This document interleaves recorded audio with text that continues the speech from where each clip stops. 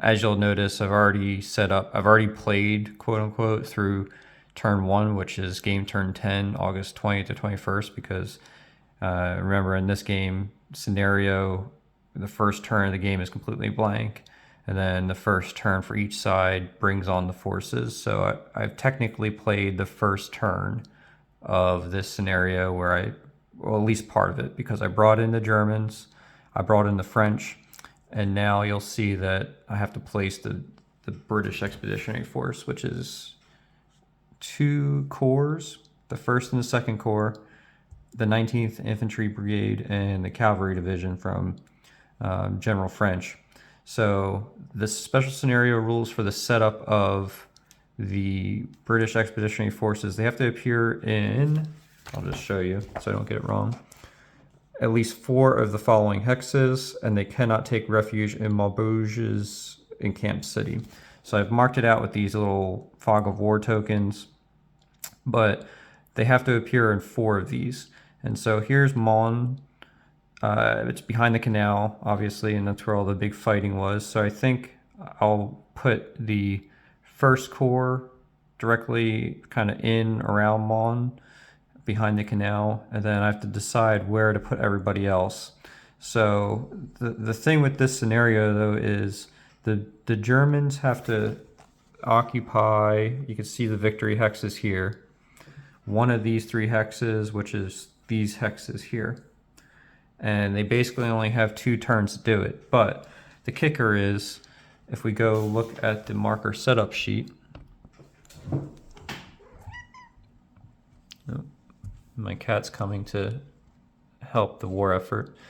So if we look at the marker setup sheet, the 2nd Cavalry Corps of the Germans comes in on turn 11, and you can delay reinforcements in this game. So they don't have to come in, they can wait. They would come in on the kind of northern part of the game map, but if you delay them till turn 12, the special scenario rule says that they come in over basically behind the British flank.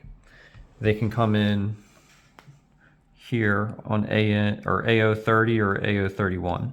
So they can come in here and basically capture one of the victory point hexes that the Germans need to capture, which is really kind of, well, it represents the cavalry flanking the British.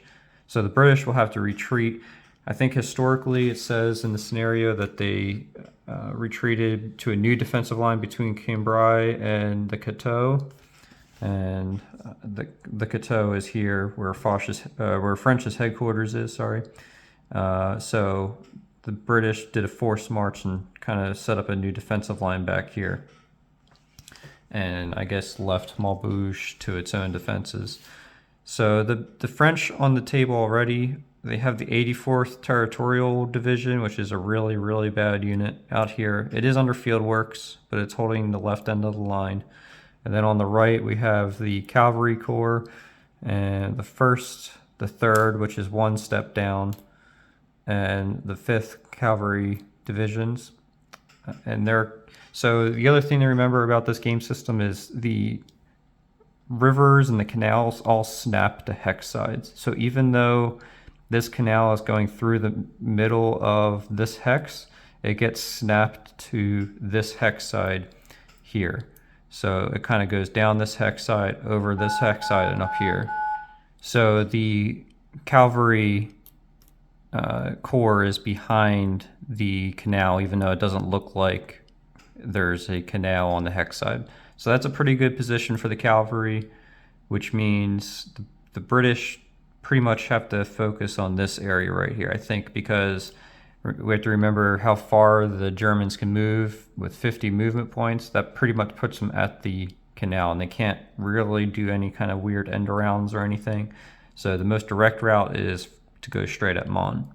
So with that in mind, I'm going to go ahead and place my 2 infantry corps and my my independent brigade of infantry and my cavalry division for the British Expeditionary Force. I'm bringing you back to show you what that looks like. And I'll probably be rolling for some field works too. The British and the Germans get 1 failed fieldwork attempt in this scenario, and the French get 0. So I'll go ahead and do that and bring you back when the British are in their positions. All right, here we are at technically the end of the Allied turn 10.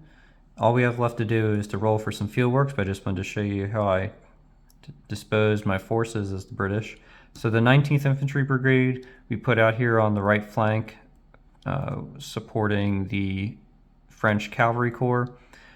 The 1st Corps, all of it, the 2nd and the 1st Divisions, as well as the 5th Division from the 2nd Corps, we've put on the battle line behind Mons. And then the 3rd Division from the 2nd Corps we've put on the left flank. The Cavalry Division is out here on the extreme left flank of the British line, and they'll be having to kind of fight back against the German cavalry if they come in here. If they do wind up, the Germans could, like I said, bring them in on the AN. They could bring them in here next turn, or they could wait the turn, like I said, and bring them in the victory hex. So we'll see what the Germans wind up doing, but the cavalry division hopefully is in a place to react to that. So that's the British deployment, and now the only thing we have to do is roll for the field work. So it's a -5 modifier, and we're doing the whole stack, so we're going to use the lowest cab, which is a 12. -5 is 7, so they need to roll 7 or below to get a field work marker. They roll an 18, so no field work marker for that stack. And now that's the end of the Allied turn 10, and we go to the German turn 11, August 22nd to 23rd. And now, obviously, what the Germans are going to do is, so we have von Kluck up here in command of the 1st Army. He's in Brussels, so he's going to order the 3rd Corps, the 9th Corps, and the 4th Corps forward to this area so that we can get an attack from 2 hexes on Mons. So I'll go ahead and move everybody. There's going to be some extended marches because I think that's more than 25 movement factor. Obviously, it's more than 25 movement factors. So there will be some extended marches. I'll bring you back when that's all set up to let you know how it goes. All right, here we are at the end of the German movement phase. So the 5th Infantry Division moved up. Oh boy. 5th Infantry Division moved up to the canal and is facing off against the Cavalry Corps. This chunky stack of the 6th Infantry Division, along with the 9th Corps, 2 divisions from the 9th Corps, moved up across the canal and now are going to be joining the attack against the British in front of Mons. And of course, the 4th Corps, which has a really good 7th Infantry Division, they did get a 100% movement factor extended march, so they get a -2 modifier on their CAD tests after the combat. So that's something to keep in mind. And there's no real way to get to this hex without a forced march, so we can only do 2 hexes for this attack, which isn't great because if you can attack from 3 hexes, if you remember, you get a -3 dice roll modifier, but from 2 hexes it's only -1.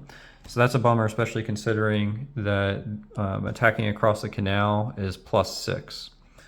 So it's going to be a bloody fight, but I'm going to have to pause it to get my calculator out, do my math on this hex here, and see what we come up with. I'm going to guess, if I had to guess. So one of the cool things about this, about the rule book, I should say, is if you're playing with 2 players, the rulebook says, it's highly suggested at least, that the attacker can only break out his calculator once during his attack phase to calculate the odds, because otherwise the play gets bogged down and it just drags on, whereas there's always sort of a unknown factor, there's ambushes, there's poor preparations, and that can be simulated by not knowing exactly what the combat factor is, or the combat ratio is in any given attack. You kind of just have to eyeball it, knowing what you have, what divisions are there.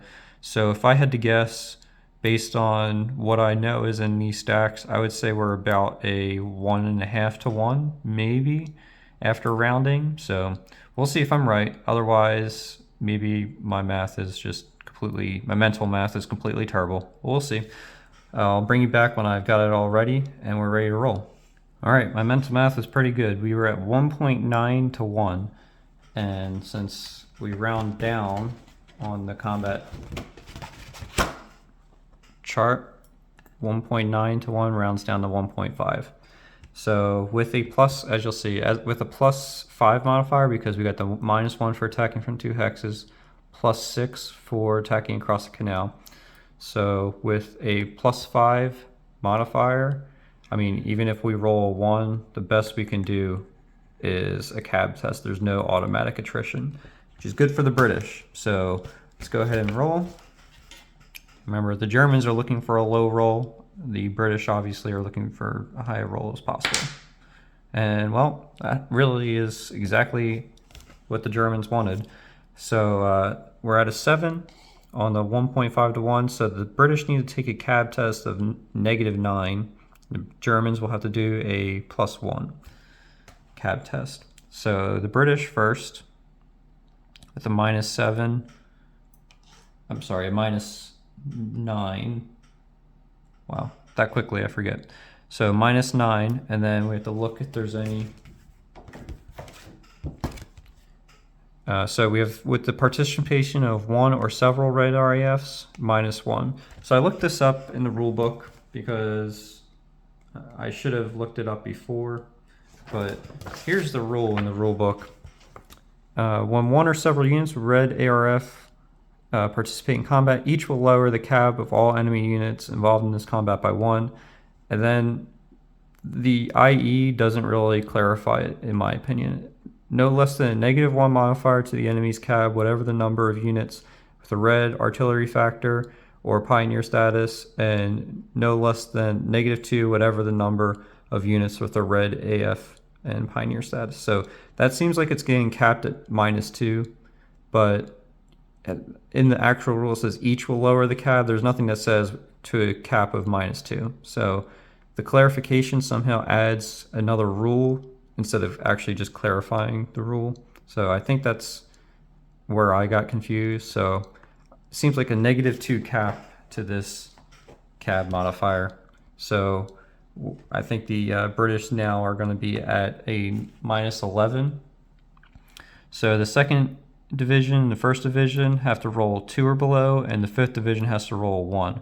However, the First Corps are both A quality troops, so they're going to be able to stay in their positions regardless of the result because they are going to only be attrition level 1. So second division needs a roll of 2.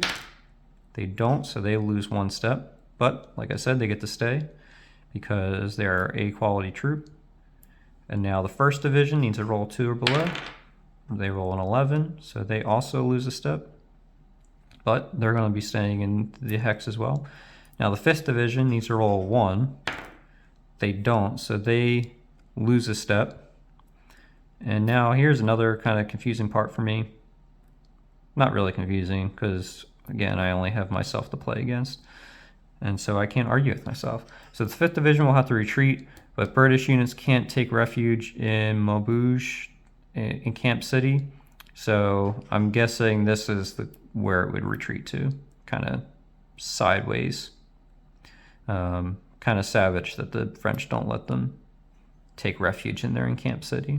Or maybe it's French, General French that is, who's telling them don't retreat into the city. Who knows? So the 1st division and the 2nd division keep their places in Mons. The Allies do get 2 casualties, so that's one of the victory conditions.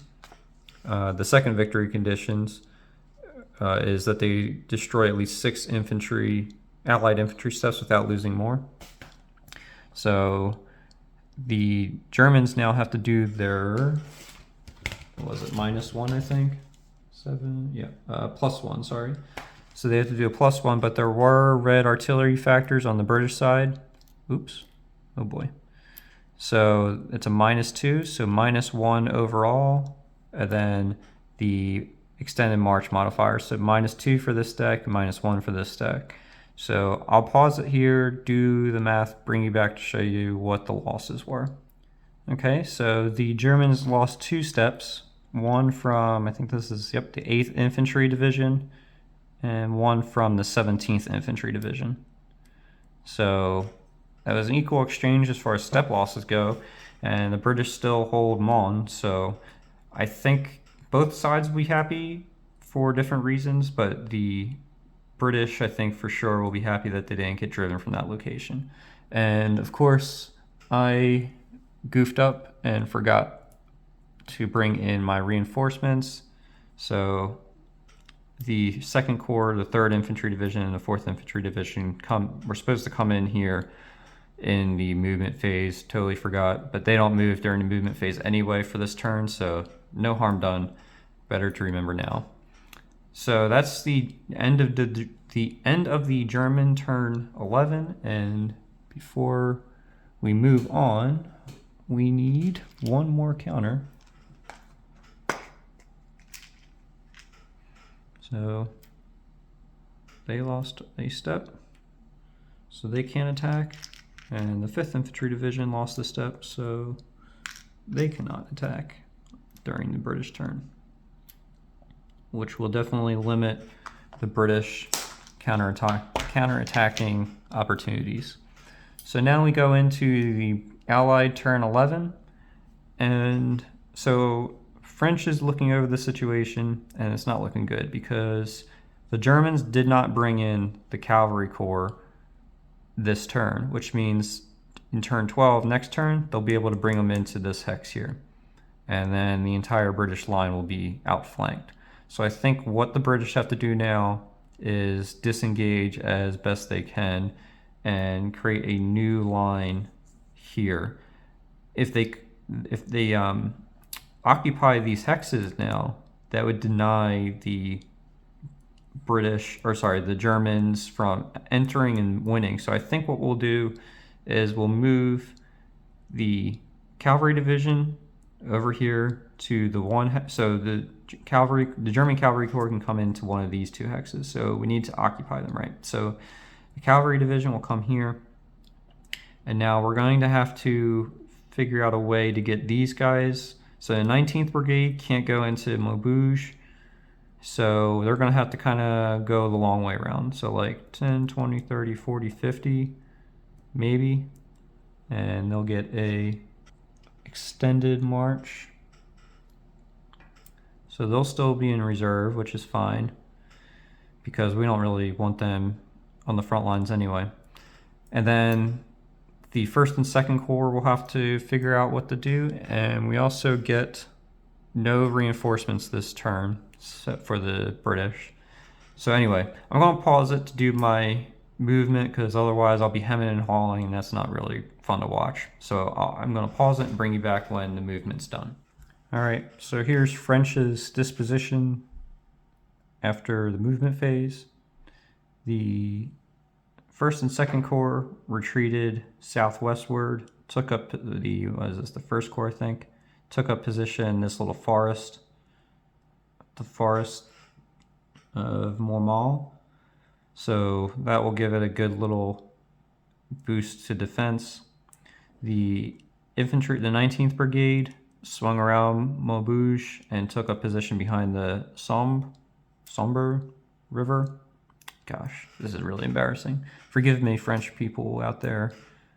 I don't mean to butcher your languages badly.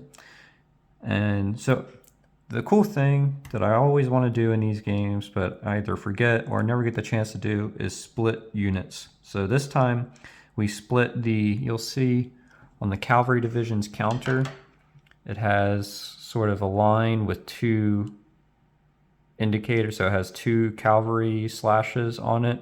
That indicates that this unit can be split. So what we did is we split that unit into two smaller divisions. You'll see it's the 1st and 2nd Cavalry Division it's a total of 3 steps and basically 7 strength per step. And what they did is they took up position on the flank to take care of those 2 hexes that the German cavalry could have come in on. So the flank is secure. The new defensive line is secure, I think, for now. We still will probably want to retreat I left the French territorials out here in their field works. Probably should have retreated them as well. In fact, I might just do that. Why give the Germans the opportunity to attack a poor French territorial unit? So they'll join the 1st Cavalry Division over here. We're giving up Valenciennes, but that's not a victory hex or anything in this scenario. Again, the victory hexes are back here, these 3. So now the only thing left for the Germans to do is to try to destroy 4 more infantry steps, I think, which I think will be daunting. But that's the Allied turn 11. So now we go into the German turn 12, August 24th to 25th. And now we're going to skip the barrage phase like usual and go straight to the movement phase. And so the German cavalry cannot come in on the special rules hexes, obviously. And so they're going to come in on their original hexes. So the 2nd Cavalry Division comes in on AN 36, and the 4th and the 9th come in on AN 35. So they got, I don't know, maybe around Tournai, and then got told that the British are now protecting their flank, and so they just came in on the board that way. But it's too late to do anything with them because they can't move this turn. So good on the British for reading the special rules this time and recognizing the danger to their flank. I'll admit, the first time I played this as like a test run-through case, I didn't retreat the British. I just kept them on the lines at Mons, and the German cavalry came in, and that was the game. And there was no way to boot them off, basically. So good on the British this time for figuring that out. Now we go to the German movement phase, or continuing the German movement phase. So it's not worth going after the French cavalry because that doesn't help us with our victory points. So these 2 corps will have to go and, I should have removed all these counters. That's better. So the Germans will have to come down here and fight it out against the new British line and decide what hex they can and want to attack, because they can't come in here. This is all covered by the fort at Maubeuge, so we can't go zone of control to zone of control. So we're going to have to go the long way around. We'll see how that works for them. I'll bring you back when everything's done. All right, so the Germans have decided to attack the 2nd Corps here in the open instead of going after the 1st Corps, which is in the forest. This is as much as you can only attack with 12 steps from any hex, so this is as much as we could stack in there. There's a lot of extended marches, so it's going to hurt their cab tests, and I think this might be a 2-to-1 for the Germans, but I'll do my math and bring you back to show you what we got. All right, I was a little off with my math. It's actually 3.5-to-1 in favor of the Germans. So then I realized I can't really, maybe I could. The Germans need to get 4 more Allied casualties. And so if we look at 3.5-to-1, they have to get pretty, and of course, my cat is trying to take out the French cavalry. So they have to get one of these results where we get double automatic attrition and a cab result. If we get down here somewhere, I don't know that it's guaranteed to get enough attrition losses. So anyway, 3.5-to-1. Let's look at what modifiers we have. We're attacking from 2 hexes for -1. There's no, as far as I can tell, there's no hex side terrain finally. So we're just at a -1. So if the Germans roll really low, this might be devastating for the British. And they don't. So 17 on the 3.5 to 1 chart is 17, 3.5 to 1. So an automatic attrition loss, and then a cab test at -4. So the 5th Division loses 1 and retreats because they're no longer an A unit. So that's 3 casualties.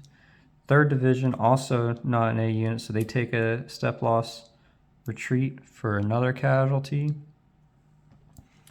And now they have to do the cab test at -4, -2 for the participation of 1 or several red ARFs. So -6. And that's not looking good for either of these British units. So -6 is 5. So 5 or below for the 3rd Division. They don't. So 3rd Division loses another step. And now this is the game right here. If 5th Division can hold their ground, what did I say? Was it -5? Yeah, so -6. So they have to get a 3. They have to roll a 3 or below to keep the British in this game. And they don't. So they lose another step. And now the Allied units have lost a total of 6 infantry steps. I think we'll move, well, oh, sorry, I always do this. Oh, yeah, girl, I know you want to play dice. So the Germans now have to take a CAD test with a +5 modifier. But there's -2 for the extended march. Well, there's a bunch of extended marches, so I'll go ahead and roll off for everybody. The Germans currently have 2 step losses, so they can't lose more than the Allies, or else that victory condition is not met. So we'll see if they lose. They also have to lose 4 for it to be a British victory. So I'll go ahead and roll that off, bring you back when that's done to show you what's happened. All right, the Germans didn't lose any steps, so that's going to be a German victory, it looks like, unless the British can counterattack and cause step losses in their next turn. But so far, at the end of this combat phase for the Germans, this is how it's going to end up. They're not going to enter the advance after combat because, well, this is kind of one of those things that I'm unclear on. So the extended march, in my mind, if there's an extended march, they're not going to extend it further into a forced march to enter the hex after combat, even though it kind of makes sense, like they're attacking, and once they get the guys booted out, they just take over their position. So we could move somebody in, but I think the Germans are just going to regroup and be ready to attack the next turn, if there were a next turn, which there isn't in this scenario. So we're going to remove all the counters, and now it's going to be the end. Well, the Germans do have a field work attempt remaining, but they moved and it's a -5, so that's a low probability anyway. So I think they're good. I think they have an overwhelming display of force here that the British will have a hard time attacking. So anyway, that's the end of the German turn 12, and now the Allied turn 12. So the Allies get 1 reinforcement here, and they arrive on the special scenario rule 6. Says the 4th Division appears quote-unquote on board on the rail network in AO 27 with 20 movement factors. So it comes in here, and I guess they get 20 movement. So I think that'll be something to keep in mind. And yeah, so the Allies again will have to inflict 4 step losses on the Germans without inflicting or without suffering any themselves. which I don't know that is possible at this point. I guess the French cavalry could come around maybe and get a rear attack. But, girl, what are you doing? But maybe that would be worth, no, because that's only, I think, 25 combat factors. If the Germans were smart, they would have redone their unit facings after combat, but they didn't, so that's their fault for that. But I think it wouldn't be worth it because, yeah, they might inflict some step losses on the Germans, but there's just so many German corps and divisions here. Then next turn, if there were a next turn, the German cavalry corps would be able to come up and hit the French cavalry. So it just doesn't seem worth it to do that kind of, despite the elan, that would be worth it. But coming back to the British turn, yeah, I think we're going to concede the game here. And if I were the British and this were the campaign game, I would probably keep moving back my forces to another defensive line, probably behind this canal maybe.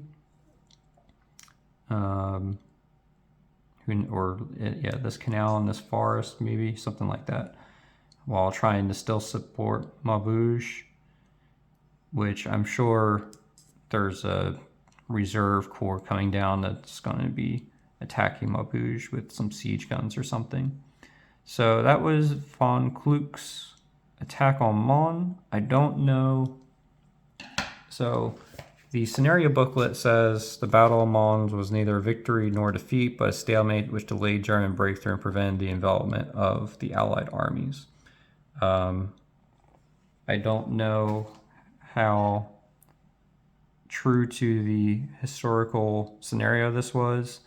The British did hold out for one turn, I guess. So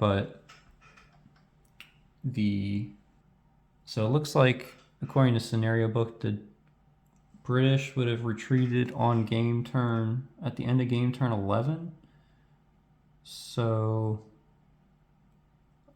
yeah, I think that was how the scenario went, if I remember correctly, or how it played out.